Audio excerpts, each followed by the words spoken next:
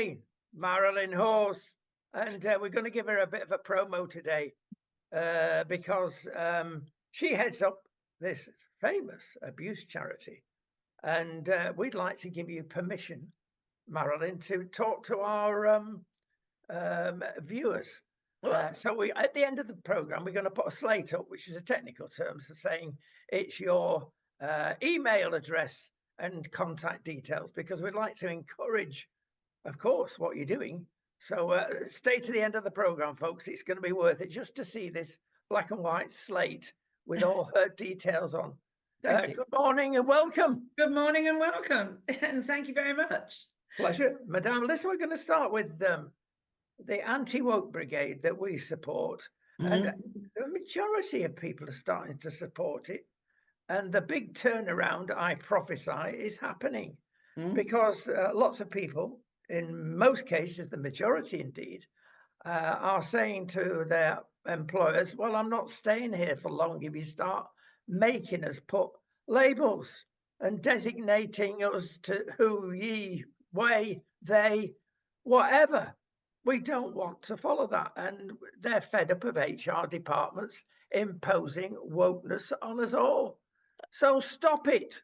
I agree. I mean, I really, and you would never get me, I know it's a very American thing, you'd never get me signing off an email, she, her, or he, him, or they, whatever it is. I absolutely would refuse to do it because I know my daughter over in Bermuda, they all have to do it, and her husband's a lawyer. I said, I would not be forced to do something like that. That's not in my contract. Why should I do it? My name is Marilyn. I'm CEO of Freedom from Abuse. That's it. Get over it.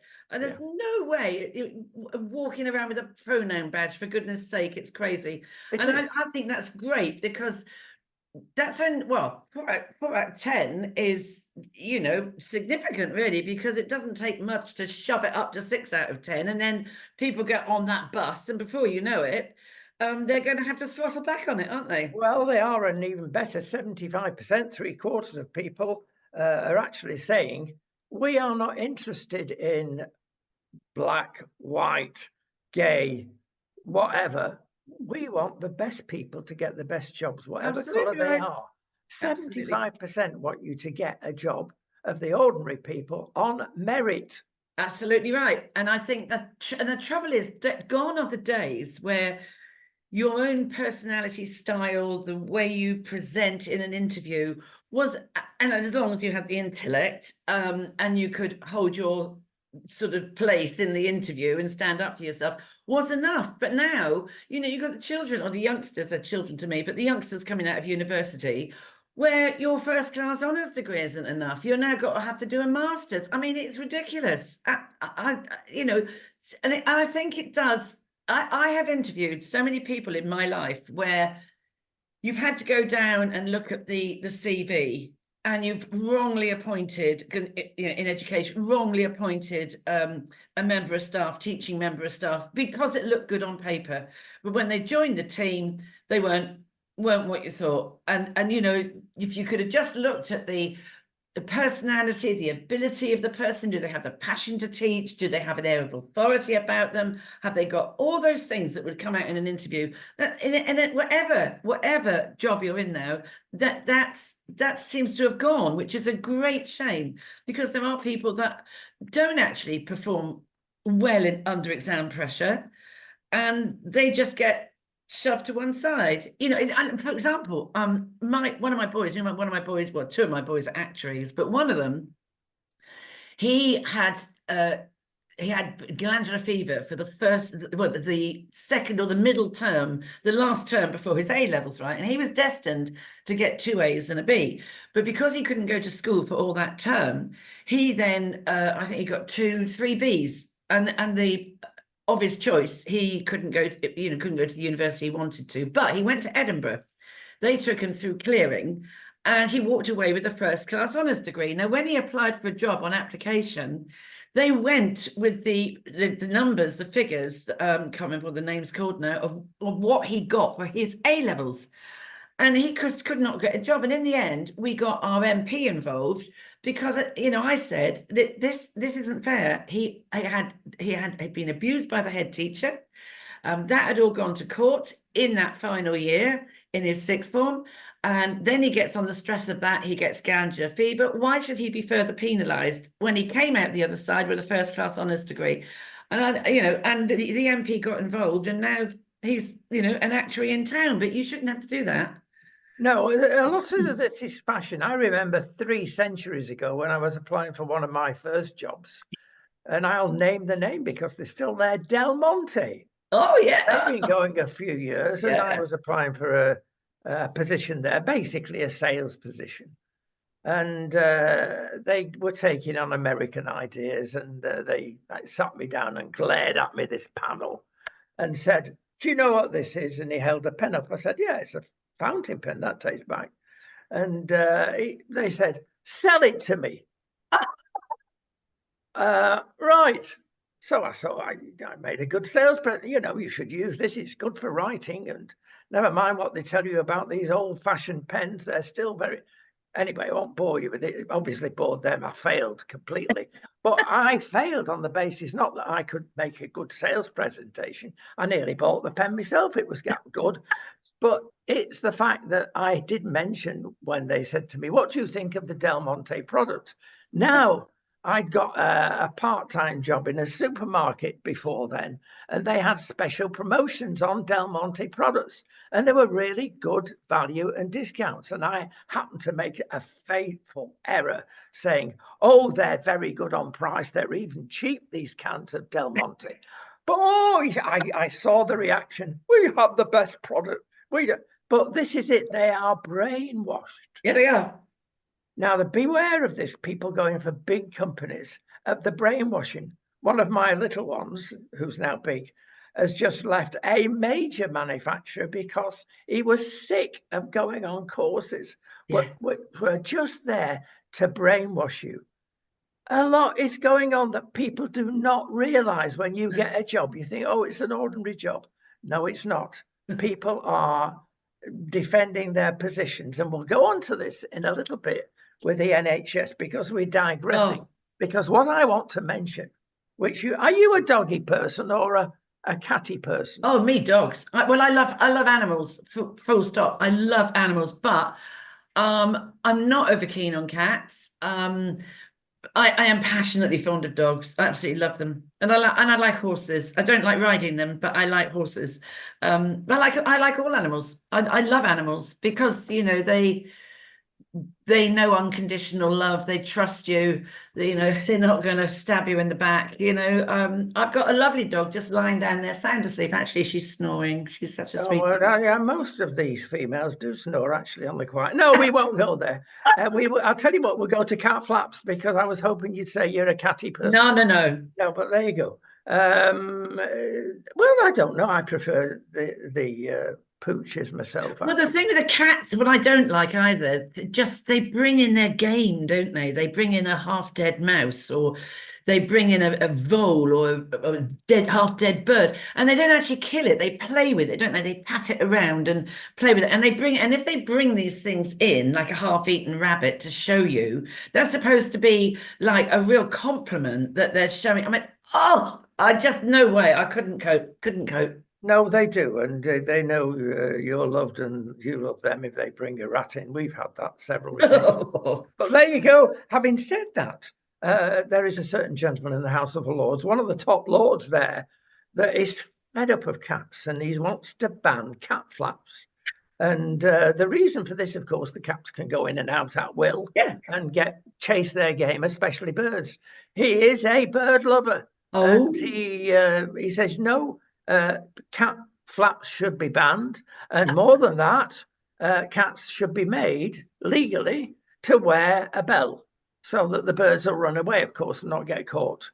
Now, has he gone a bit OTT? Well, we always had cats. I mean, because I'm an animal lover, at one time I wanted to be a vet, and we had everything. It was like a whole menagerie. It was like a mini zoo when I was growing up. But my dad was passionately fond of birds, and I like birds. And seeing is, funnily enough, I don't like them near me. If I go to Trafalgar Square, I can't bear them all sort of flying around. I love them at a distance. I love to hear them in the morning at 4 o'clock, the first bird song. Husband's not so keen on it, but I think it's just lovely as they wake each other up. But my dad, and we had 2 cats, and my dad was like, he'd be there like with binoculars watching to see what the cats were doing. And if they looked like they were stalking a cat, he'd go out there and absolutely give them what for, sort of shout at them and all that. And my mum used to say, that is in their, that's what they do. It's their, you can't have 2 cats and object to what they do in their, it's what they do. It's a sort of food chain, isn't it? And he insisted that the cats had bells on them. Oh, bless. Right, we've got to move on. I tell you what, we've been talking between ourselves for a few days about this one. In fact, nearly a couple of weeks, actually. There's new child abuse laws in with us at the moment that appear after 7 years, Marilyn, and £200 million. Yeah. I have actually printed off. This is complete nonsense, right? So yes, you've got £200 million. And the recommendation from Alexis Jay, who was absolutely brilliant, and she was really good at the ICSA inquiry. I was shocked to think it had gone on for 7 years. I mean, it's gone really quickly. And you have to say, actually, that maybe Boris Johnson was right when he said about, and I quote, spaffing money up against the wall. Do you remember that awful quote he said? Well, now you've got to think maybe that was true, because there's a guy called Alex Renton who worked at one point. He was with Mandate Now, an amazing, who really had forced this. And Tom Perry, who's now stepped down, I knew for many, many years, and pushing on mandatory reporting, which is what Alexis Jay did. And, it's not mandatory what we've got. It's no better. So there's Alan Collins, who is a very good child abuse lawyer, part of the sort of an organisation that is for child abuse lawyers. It says there will be a duty to report. Well, that's always been true, but doesn't specify sanctions for failing to do so. So it proposes it's proposing a new offence for those who try to block or deter reporting. Well, I agree with this Alex Renton, who was abused at, I think it was, I better not say the school because I don't know, because there was an abuser at Caldecott School, and I think he was one of those former pupils there. That he says, and he's quite right, this amendment involves several get-outs for those responsible of children, and he is absolutely right when he goes on to say, the concern for me is that this new law would have not have stopped him being abused as a young boy. No. And not many people block or deter the reporting. There's a lot that they just don't report. So they haven't been blocked, they haven't been deterred, they choose. And she actually said, when she was summing up, she said, and this is a strong word, willfully chose not to report. Willful. Now, willful means deliberate. Willful isn't a mistake. Willful isn't sloppy, not doing my. Willful means I deliberately made a decision and a choice not to report. This is absolute rubbish. 7 years, 200 million, and we're left with this. Because at the moment, what we have before this law is a statutory requirement. A statutory requirement is not mandatory. It means that they are appealing to your sense of conscience, if you like, the well-being of the child. But there's no legal element to it. This is just a load of rubbish. I really. Well, it takes you back to Savile. I mean, this is absolutely. Where everybody knew about Savile. Oh, absolutely. Throughout the BBC and everywhere else he went. Absolutely. Well, at what stage do you call a person guilty for not spilling the beans? Well, it's when, the thing is, it's not any old soap. It's the person who is the lead manager. So this is the whole thing about mandatory reporting. If I came to you and you were the head teacher and you decided willfully that you weren't going to do anything with it. You are the person that's going to carry the can. It's the people at the top. So if you looked at the Lucy Letby inquiry, yeah, and all of that, that would have been the person, the failure of the HR department who refused to do anything with it. So that's who it's not for anyone and everyone. It's for the senior management who make it, because it's them in the end that actually do go to the police or where it's teaching the LADO, which is the local authority designated officers. If you decide to do nothing with it, if you don't report it through your the school now have a thing called CPONS, which is Child Protection Online Management System. If you decide you're not going to put it through there, if you are literally going to do nothing with it, and then it comes out someone's abuse, you will go to a court and most likely end up behind bars. So you should do. So you should. We are one of the very few countries left in the world that doesn't have mandatory reporting. Very few. We are very few. Probably count on one hand the number that don't have it. Why? Yes. My forever question: why? Why don't we have it? What? Because we don't actually really care about protecting children in this country. No, if we did, it would be pushed up there right to the top. Of course it would. Of course it would. And do you know what? This that I have in my hand here didn't even make mainstream news. No. Didn't even make mainstream news. And this is important, really important. And it was just nothing. And I watched the news on and off all day. All the channels, did anyone bring it? No. And I expected to get a call from one of the channels to say, will you come and speak? Nothing, absolutely nothing. And it's just left children at risk. It's dreadful. And even the lawyers, the lawyer, Alan Collins, is a really good child abuse lawyer. And he says there is no culture change here. Exactly.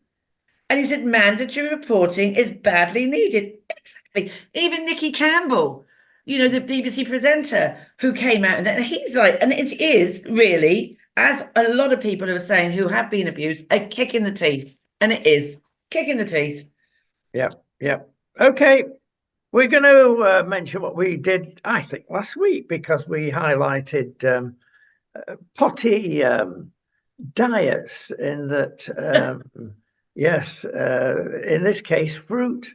You can go so over the top and just become a well, it's called a fruitarian, fruitaholic, call it what you like. But there was a case again this last week of a lady that read a book.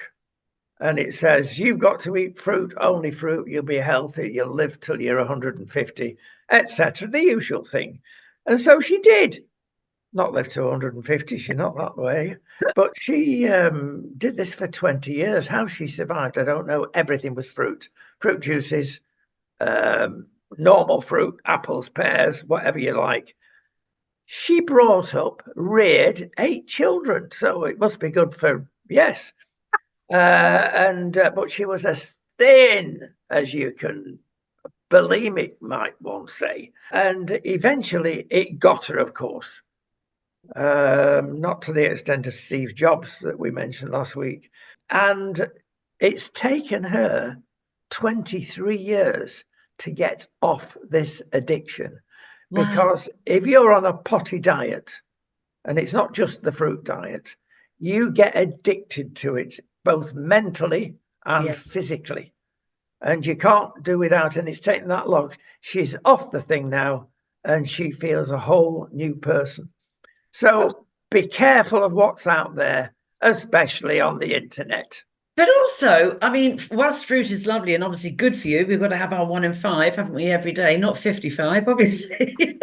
But, the fruit has got a lot of sugar, and some fruits have got a lot of acid. I mean, both of those are bad for you, aren't they? I mean, she had no teeth. She lost her teeth. Well, there you go. Sugar and acid. Yeah. There you have it. That's it, isn't it? I mean, that is an obsession. That's not even, she had a mental health problem, I would think. Well, yeah, but there are lots of obsessions as well. Oh, there are. And, you may have a genuine thing wrong with you, but let's balance it.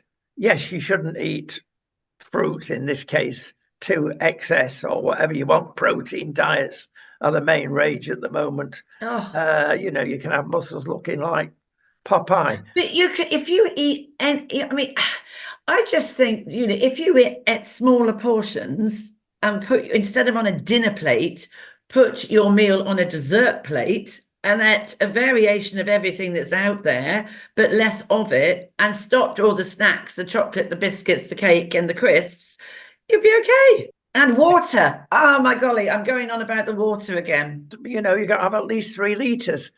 Well, oh my goodness, that's a lot of water. Very few people can take that much water. Well, I've had to put my husband on this because he had suddenly got very low blood pressure, right? And I've been saying to him for 27 years, you need to drink more water, at least some, Anyway, so the blood pressure had got very low. Then we had a blood test, and the blood test showed that his kidney function was 50%. And the toxins in his system were over double what they should be. And what do the nurses and doctors say, which is what they've been saying for ages? You've got to drink 5 pints of water a day to bring all that. Because what people don't realize is your kidneys like directly linked to your blood pressure. That therefore links to the heart. And if the heart isn't beating properly or whatever, then that shortage of oxygen to the brain, the whole thing is linked. So this was from last week, and I've had to take all the averages of his blood pressure, and I've sent them into the doctors this morning. And it's gone up by drinking the 5 pints through the day. His blood pressure has gone up. It was something like 82/69 or something like that, really low. And he was starting like he wasn't feeling so well. His legs were a bit wobbly. And as the nurse said, it isn't the Parkinson's, it's the fact that your blood pressure, your kidneys, everything isn't working properly.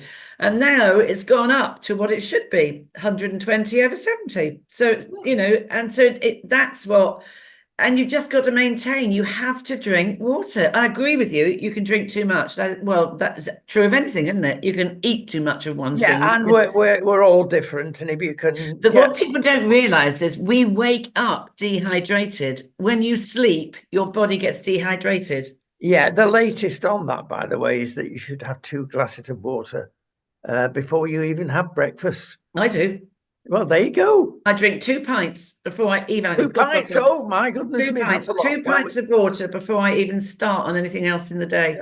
I just neck it, glug, glug, glug, like that. Oh, my. Yeah, that's another thing we'll cover one day, not today, about how much you should drink at once of water. It's fascinating. But we're going to move on before we do.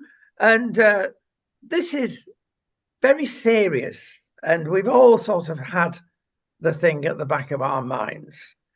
We've not got to be naive about Big Brother, the internet, and the people behind it, the Googles, the big 5, as they're called, Microsoft, etc. Look, we all know that if we're online and want a car, you might, type in Ford or whatever. And then you go and say, oh, that's a nice Ford or whatever. You do your research. But forever after, you are inundated with adverts for Ford cars. Now, it's not something that comes out of heaven saying, you should get this because you're being told to. Rubbish. It's because people buy data. Ford buys data. Yeah. And they know you are clicking to their site, so they follow it up to sell you a car. Well, this may seem conspiratorial, and I've in the past dismissed it, or half dismissed it, but the suspicion remains. Is Big Brother listening to what you're saying on your computer, and especially in the States on your television? I can tell you, yes. Oh, yeah, I'm sure. Been doing a bit of research, and it is yes. I'll give you a simple example. Our head techie tells us how Microsoft, and he's the expert, because of their intervening in every path of life. You think you're getting updates half the time from Microsoft. No, you're not. They're pinching information and data and wheedling around there. But as a personal example, scratch the car coming through our gate, which is a bit narrow. The car's a bit fat as well. So that's my excuse. Not a bad scratch, and a polish would soon sort that out. I didn't go online at all. I thought, well, no, I'll go to the local garage and get. But I did talk about it to 2 or 3 people.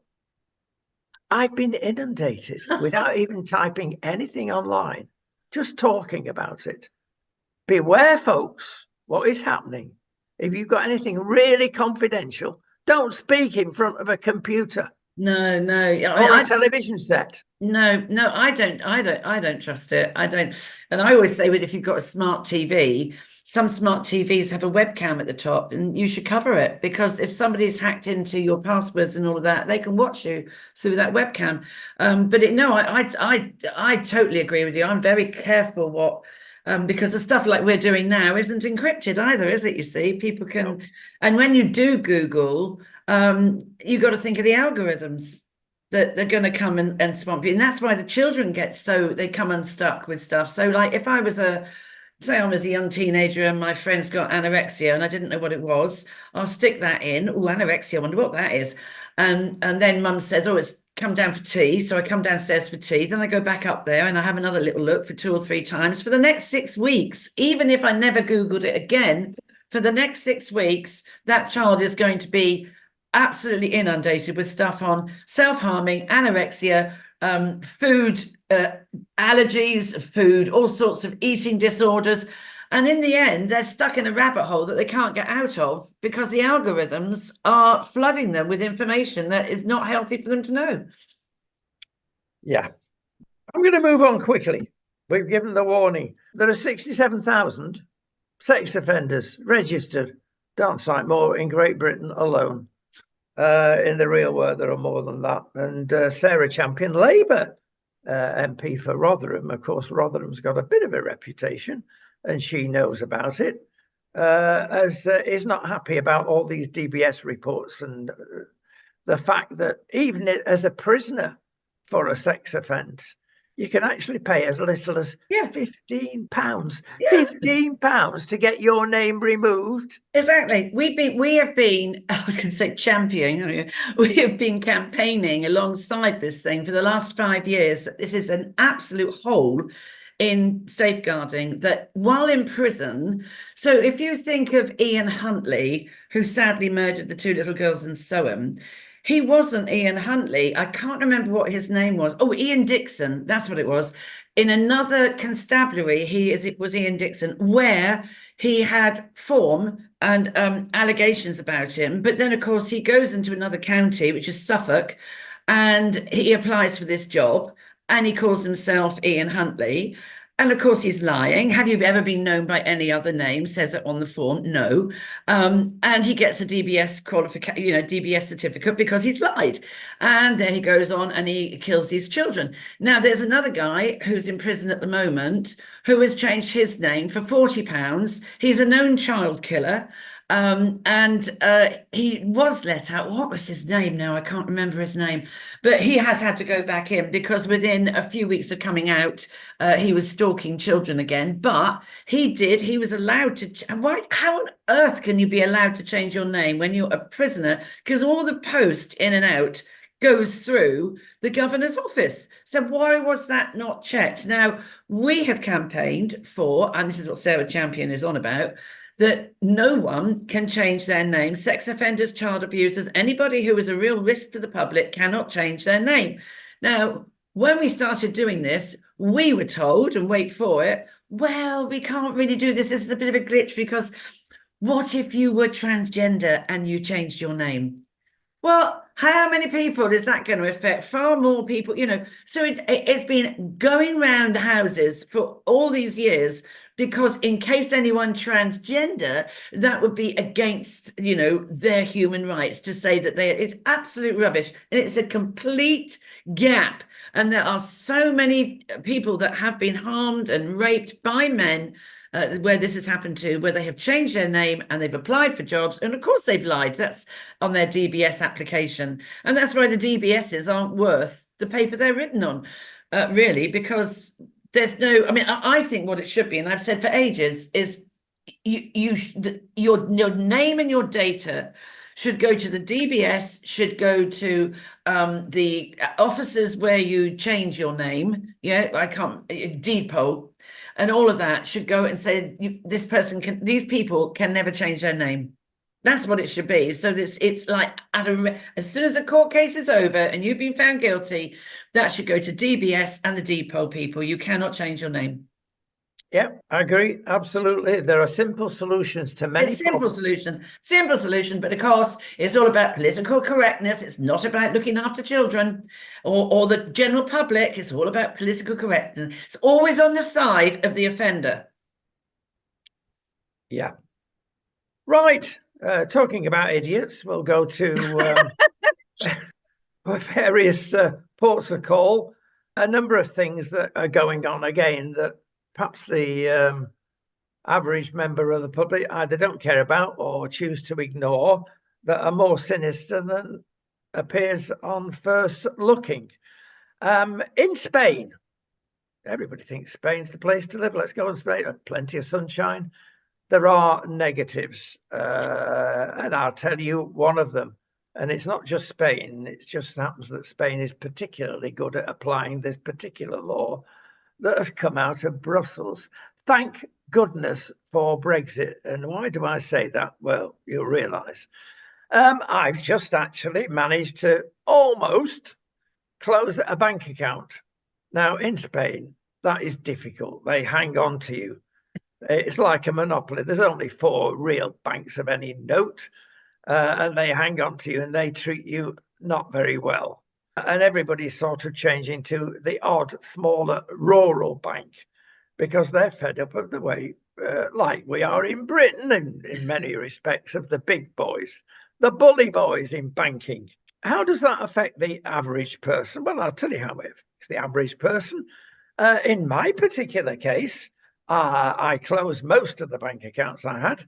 There's still 2 outstanding that I can't close because of bureaucracy, the tentacles. The one that is particularly unfortunate is that I couldn't get a printout of last year's payments and receipts because I couldn't get online. The bank account's been closed and I need this for tax and various other reasons. How do I get another one? Well, I phoned head office up. Oh, she said, bless her. Well, that's going to be difficult. I mean, what's difficult? Well, where'd you bank? Well, it's a Catalan bank about 1,000 kilometers from where we are here. Well, go up there and sort it out with them. Oh, yes, I said, that's okay. 2,000 kilometers just to get a printout. But I'm afraid this is the negative part of some things in Spain. They expect you to run everywhere after them, especially the bureaucrats. And you can solve it over the phone. No, come in and see me. Perhaps they're lonely, whatever reason. There you go. So I said, I declined her kind offer. Oh, well, you can go to your local branch. Well, that's half an hour's drive. I'll put up with that. Why can't you do it over the internet or the phone? Oh, no, you turn up. Right, I'll turn up, but you'll have to make an appointment. Can I not walk in? No, you'll have to make an appointment. And sure enough, she was right, because before you get in the bank, I was reading all notices on the front door. Have you got an appointment?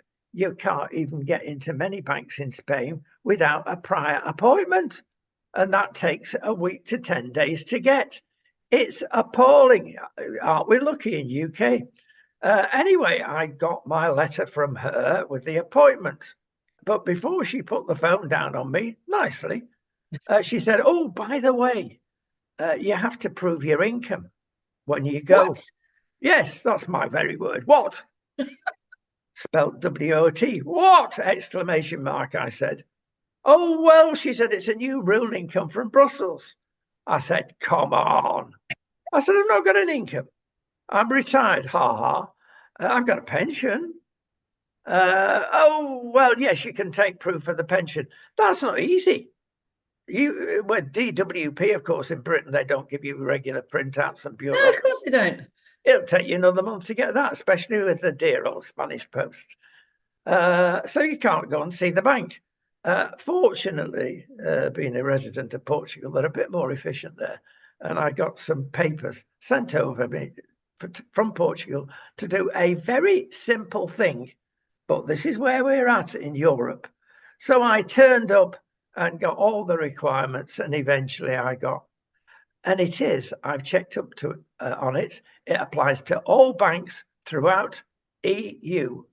You've got to provide a proof of income before you ask for a tiny minutia of any bank. Well, what's that got to do with anything? Because it's control. They're tying us up. They must be. They must be, because that is just ridiculous. Why should it? I mean, I can understand it if you were wanting to open a new bank account or a business account or something like that. Well, it's the fear of money launderers, etc. Oh yes, yes. But having said that, the money launderers will use this bad legislation and get round it because they force things. But if you just want to talk to your bank about opening another account or something, or just anything like, I don't know, something minuscule, what's it got to do? If you have an account with the bank, then you've got the account. So yes, it's frustration. It's to try and cut down on this or to control you. And honestly, the naughty people are rejoicing. They've got printing machines that will print out a passport, a birth certificate, just the same day. That's how they do it, because they're baddies. Yes, well, exactly. The baddies are always going to get round the system. That's what's so stupid. But we were the same in Portugal. We've been back from Portugal now 15 years, right?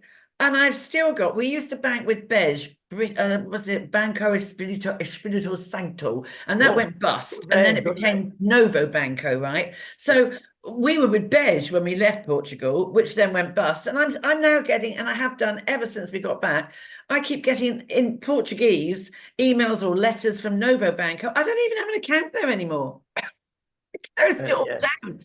And you're right, I used to speak fluent Portuguese, but it's pretty rusty now. So I write back and say, send it in English, and I might reply, but we're not customers anymore. I'll go one better. And this again is from Europe. Oh, am I glad we're out of it. But even Britain is within this one. Now, I don't know whether you've noticed in the last 12 months, when you unscrew a bottle top, you can't take the top off. Exactly. Pinned there. Why is it pinned there? Because our bureaucrats in Brussels, and we've not exactly followed it in England, but you can't expect Coca-Cola to produce special bottles for people in UK. So everybody gets it. Because when you throw the bottle away, it's got to be recycled. Most of it isn't. It's a joke. And if you can unscrew a bottle, you can throw the top away and just put the bottle in the correct or incorrect bin. So to get around this, so what is happening, everybody, in the real world? Well, everybody is trying to drink from one of these things and scratching their faces and are complaining. The old people who find bottle tops very difficult anyway, cannot screw the thing back on. It's twice as difficult to screw it back on. Arthritis, whatever reason. Exactly. That's why I can't do it. Yeah, I can't, and I can't do those bottles where you have to squeeze the lid. That's right. At the same time as I can't do it. Pressing down. No, and they just don't think through this. It's madness. Can I go further and to say the plastic bag disease is madness? They have got biodegradable bags that will, within 12 months, be nothing. But because they're making money out of it, Big Brother, etc., we are required to carry in our cars tons of blooming bags so that we save whatever it is at the moment that you get charged. It is a nonsense. Well, they do. Well, as I said before, in Bermuda, it's all brown paper bags. You get big, thick brown paper bags. That's all right. Again, yeah, exactly. But you know, mostly now here because you're charged. I think it's Tesco, Aldi. They charge you 30p for a plastic, one of their own plastic bags. So most people go in with their own that they've bought. So it's supposed to be your lifetime bag, which breaks within a year. But, you know, a lot of people, I'm not strictly one of these because I'm not conspiratorial. I check everything a dozen times. But you can understand why people are saying, oh, is this a bit more control? Let me tell you something very subtle that is certainly is in Spain big time. They've always had black and white money in Spain. And it's been official for donkey's years. When we first came to Spain centuries ago, you could have a black and a white bank account. What's that? Well, it's undeclared money that you paid in cash as a trader. Goes on everywhere in the world. Laundering. Yeah, well, it's black money. You don't declare it to the taxman. You don't pay tax on it. And in those good old days, the banks were given permission to have a black bank account. And lo and behold, you actually got more interest on your black bank account than on your normal clean bank account in those good old days. So there you go. Hasn't Spain changed because of going into Europe? They don't regret it because they've all been brainwashed here. But there again, it just shows you where. Now, why do I mention this? Because I've noticed in the last 12 months a bit of a reaction with medics and other posh people who are now saying to you, actually, can you pay in cash for your treatment? Now, that used to go on years ago, then it's all died out. And it's back because some medics are human and want a bit on the quiet. And therefore, cash is always useful. But more and more people are doing it because they're fed up of control. Because if we all go to cards, they have got complete control of us from top to bottom. Well, if you remember when it was COVID, you know, nobody was allowed to use cash. Everybody, none of the checkouts would take cash. You know, I mean, it's just, you have to, you know, I suppose you don't have to hand your card in, do you? But I did think then that was a bit over the top because a lot of elderly people deal in cash, and lots of elderly people have cash on them. And yeah, it's true. But I mean, in England, of course, you do have to wait 3 hours for them to answer the phone at the bank. I don't know if that's the same in Portugal.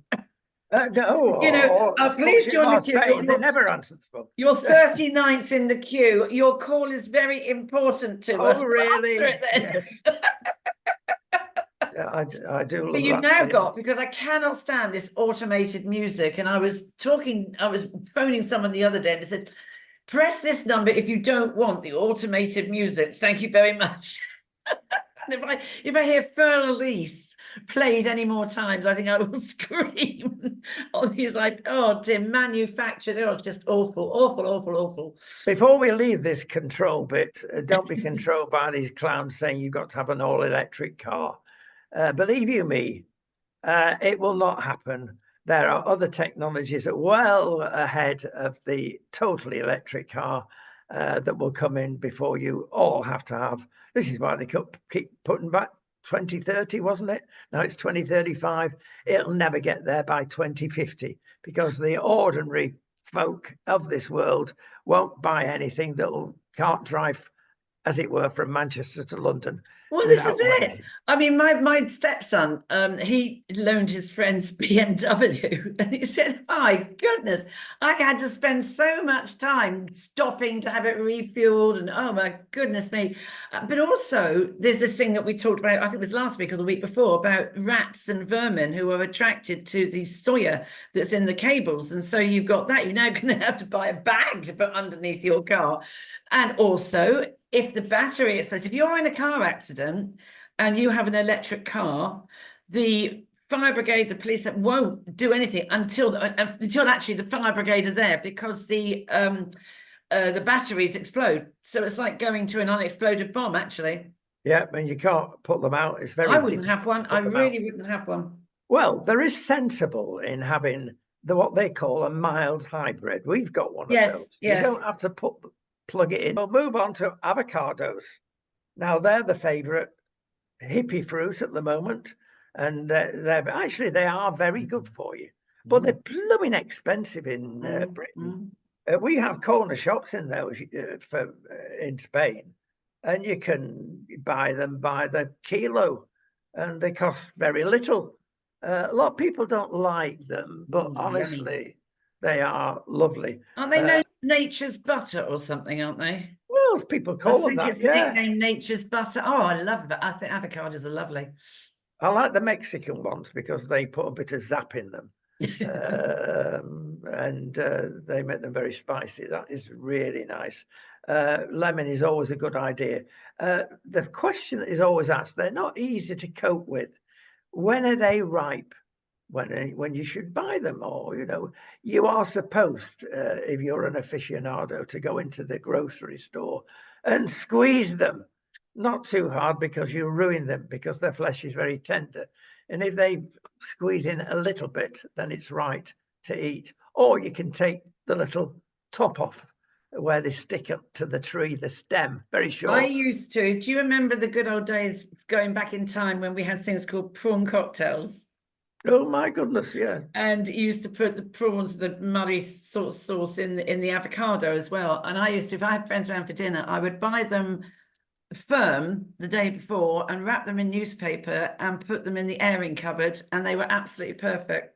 Yes, To ripen them up. A lot of people are worried about the ripeness, and yeah, if you do take the stalk off the avocado, if you see it's white under the stalk, that's fine. Don't buy it if it's gone black or brown.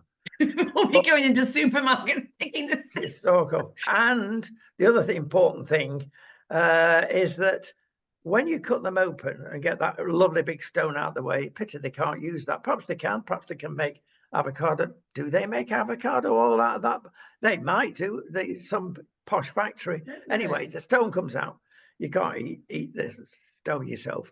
And if it's gone slightly brown, actually, it's okay. If it's gone too brown, because people think, oh, it's brown, I'll throw it away. No, it's actually better for you if it's like a banana that goes brown. It's oxidation. As long as it's not too bad, you can eat them. Don't throw them away. Bit of a history lesson. It's an old fruit. It is a fruit, not a vegetable. And it comes from Central America. And it's 5,000 years old. Wow. And the actual name avocado from the Incas' time, that long ago, means testicle. Because, yes, I shouldn't have said that, should I? No. I don't think you want to go around squeezing them. Well, I was thinking about the size, but never mind. Oh, come on, stop bigging it up. So there we go, a bit of history. Very important that you've got to know what you're eating. Yes, but do not discard your avocados because they're going a bit brown, and eat them because they're good for lowering blood pressure. Yeah, they're good for the kidneys, as aforementioned.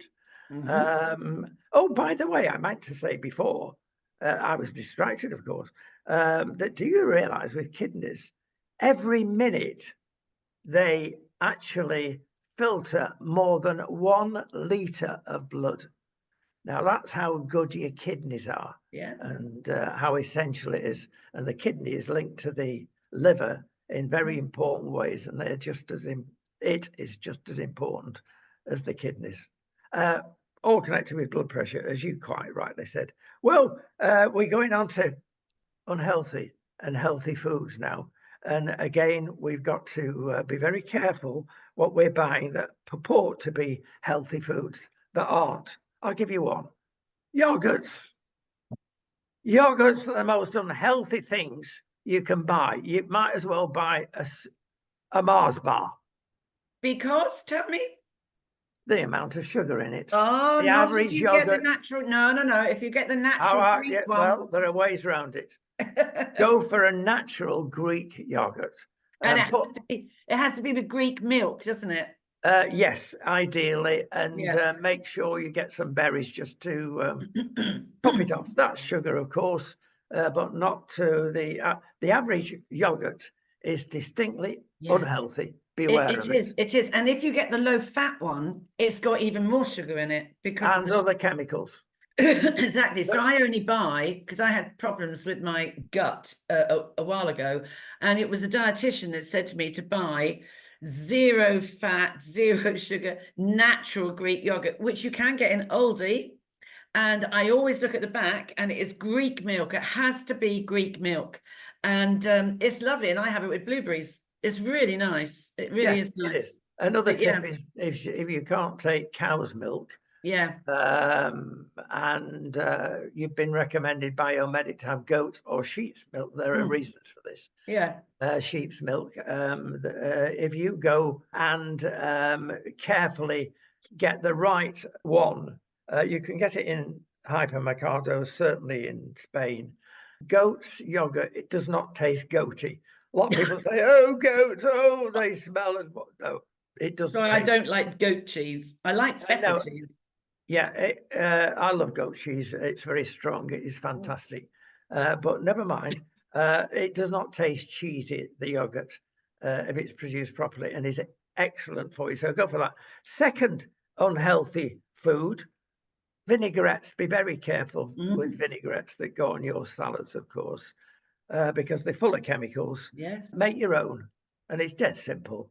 Yeah. Olive oil, a bit of vinegar, preferably made out of apple cider, and your favourite herbs, or lemon juice, Yes. and that's delicious. It is And it's much very nicer. good for you. So beware of the unhealthy vinaigrettes that turn your salads into, not very And good. very, very high in calories, vinaigrettes as well, aren't they? Very high They in can be. calories. They can be. And the other favourite, of course, which is a baddie, is the granola bar, which is Oh. sold to make you healthy. It is appalling. Yeah, It it might is. have oats in it, which are good for you, but the rest of it, to make it taste half decent, is awful. Go for something like almonds and a bit of fruit, far healthier and nicer. And if you want to snack on that. Yes, almonds, just 6 a day are really good for you. Just Yes. it's they are. It's the granola. Oh, some of the breakfast cereals are so high in sugar. And they pretend it's all marketing to be good for you. Right. What do we do now? Finally, we've got to mention the dear old NHS.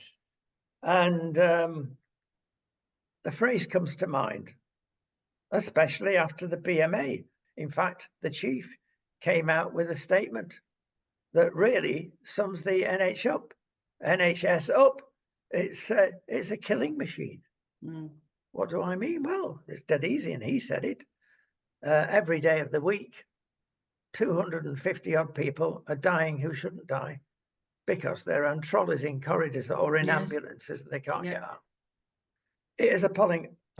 Why? Well, we keep saying this on this program. It's no use putting sticking plasters on, guys.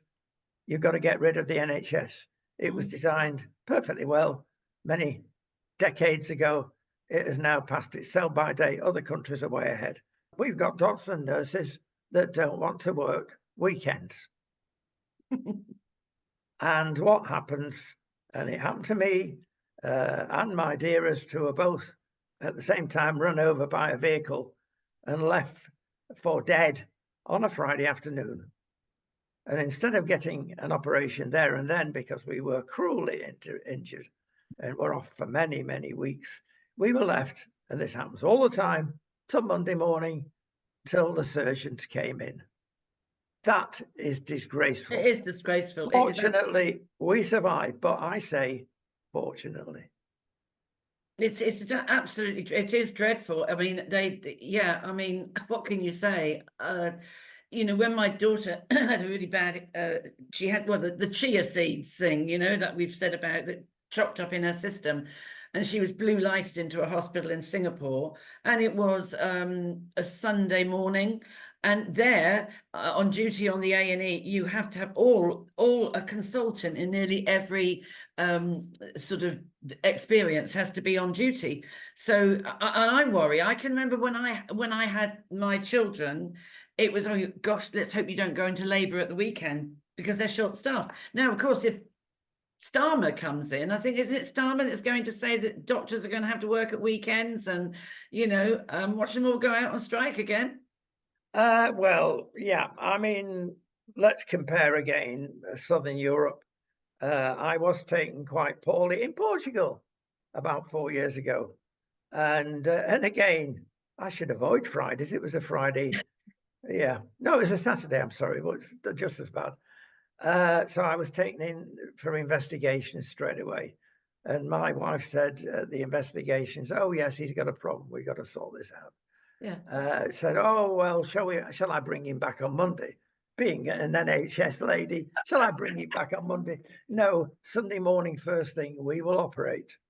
That would not happen in Britain. That is No, disgraceful. I mean you avoid. I mean you can only be ill Monday to Friday.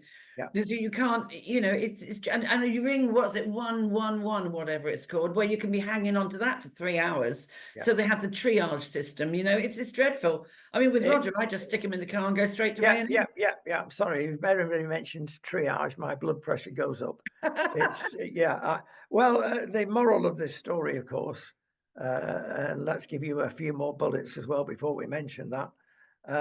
Spanish doctor, average wage about £40,000, bit less. British doctor, you can treble, quadruple that easily. They work all the hours, and they are trained in Spain, so you know what you are getting and you can understand the language. Well, you have to speak Spanish, but for the indigenous population, no problem, is there? But I'm afraid Britain have lost it trying to do everything on the cheap, and it's got to be sorted out before you kill more people. NHS. Absolutely. From the days of banging on your doorstep, tins and pans on a Thursday afternoon, when you were the top of the world famous coping with COVID, you've now hit zero. Sort it out. It is shocking. I mean, the waiting lists are just outrageous. Yeah. Well, there we are. We've had a good go at everything and everybody. Lots more to talk about. Time's gone. This week, you're very busy, I understand. Am I? Oh, I'm making cakes and going to clinics, a normal life that I have, you know. No, I'm actually not. I'm not too busy. I'm not too bad at the moment. Well, my life always starts off like that, and then it just, you know, every day you think, oh. Well, it's called breaking news, your life, and it's like mine. When breaking news comes along, we are called in to give an opinion. Yes, exactly. So let's see what's around the corner. Well, I'm looking forward to the post office thing starting off on Wednesday, because it's going to be Paula Vanel's.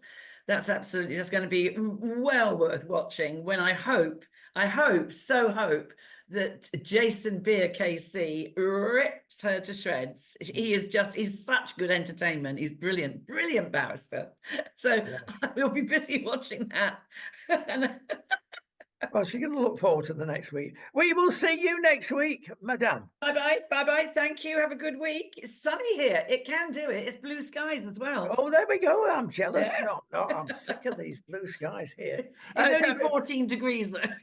Oh, no, we don't do that. We're in the 30s already. But having said that, I've got to reiterate what I said at the beginning of our chat. Look and wait till the end of the programme when you see this slate. And Madame's details will be on that, so she actually speaks to people. I do. You don't get a call center. You just get me, and we take donations. Yeah, I'm not often short of words, but there I am at this time. You're going to speak. Thank you. It's all about preventing the harm to children, preventing it, and that is what we need to be doing. It's our future. And along with mandatory reporting. Yes. Right, see you next week. Have a good week. Bye-bye. Bye.